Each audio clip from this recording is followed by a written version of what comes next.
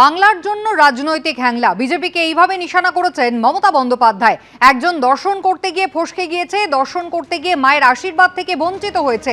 BJP কিন্তু কাল আর দিল্লিতে থাকবে না, আর তখন কিন্তু তাদেরকে জনগণের দরবারে নিয়ে আসবেন। মমতা বন্দ্যোপাধ্যায় ফের একবার হুঁশিয়ারি দিয়েছেন, দেখুন। বাংলা দেখলেই যত কুটকাচালি, বাংলাকে বদনাম করা,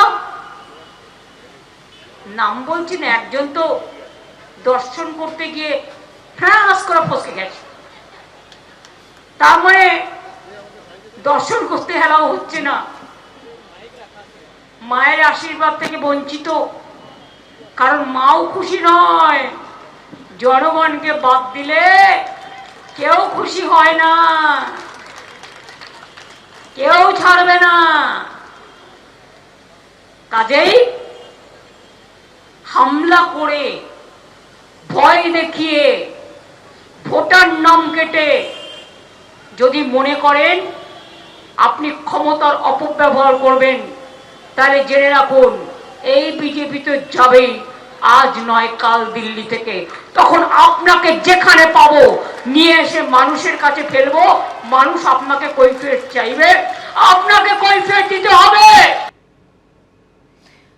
মুখ্যমন্ত্রী মমতা বন্দ্যোপাধ্যায় তিনি সরব হয়েছিলেন ধর্মতলায় ধর্ণা মঞ্চ থেকে। বাংলার জন্য রাজনৈতিকভাবে হ্যাংলা, এইভাবে একদিকে বিজেপিকে যেমন নিশানা করেছেন, তেমনই নাম না করে হুঁশিয়ারি দিয়েছেন জ্ঞানেশ কুমারকেও। যেভাবে অন্যায়ভাবে ভোটার তালিকা থেকে নাম বাদ দেওয়া হচ্ছে, তাতে কিন্তু কেউ তাকে ছেড়ে কথা বলবে না। আজ নয় কাল দিল্লি থেকে বিজেপি কিন্তু যাবেই, এবং তারপরে জনগণের দরবারে হাজির করা হবে এই জ্ঞানেশ কুমারকে। দেবজিৎ সরকার বিজেপি নেতা রয়েছেন আমাদের সঙ্গে টেলিফোন লাইনে। দেবজিৎ, কি বলবেন? মমতা বন্দ্যোপাধ্যায় তিনি ধর্মতলার ধর্ণা মঞ্চ থেকে পরিষ্কার বলছেন যে বিজেপি কিন্তু আজ নয় কাল দিল্লি থেকে চলেই যাবে, এবং জ্ঞানেশ কুমার তাকে কিন্তু সাধারণ মানুষ ছেড়ে কথা বলবে না। ক্ষমতা দেখিয়ে এখন যাদের নাম কাটা হচ্ছে, একসময় তাদের দরবারেই টেনে আনা হবে এই জ্ঞানেশ কুমারকে। তার আগে মমতা ব্যানার্জি বলেছেন, আমরা আছি বলেই না আপনারা সবাই ভালো আছেন, আর যদি আমরা না থাকি কোনোদিন সেরা মাসে 1 সেকেন্ড লাগবে। একটা কমিউনিটি যখন জোট বাঁধে না, ঘিরে ফেলে আপনাদের 12টা বাজিয়ে দেবে। এই একটা কমিউনিটি জোট বেঁধে ঘিরে ফেললে 1 সেকেন্ডে 12টা বাজিয়ে দেবে। এই কমিউনিটি কারা? মারোয়ারিরা, আমেরিকা, ইটালি, ইসরায়েল, ওই পুঁজিবাদী কারা? মুখ্যমন্ত্রী বলেননি, উত্তরটা আমরা প্রত্যেকেই জানি। এই যে কমিউনিটি জোট বেঁধে ঘিরে ধরে ঠিক তাদের 12টা বাজিয়ে দেবে, সেটা তো আপনিও জানেন, আমরা সবাই জানি।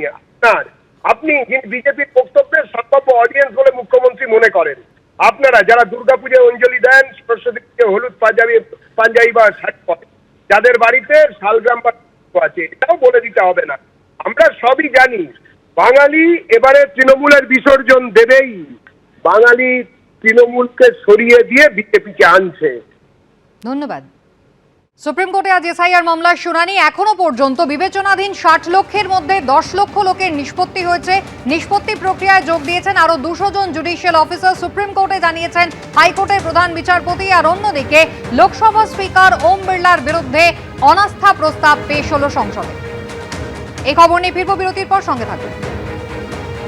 এবিপি আনন্দ, এগিয়ে থাকে, এগিয়ে রাখে।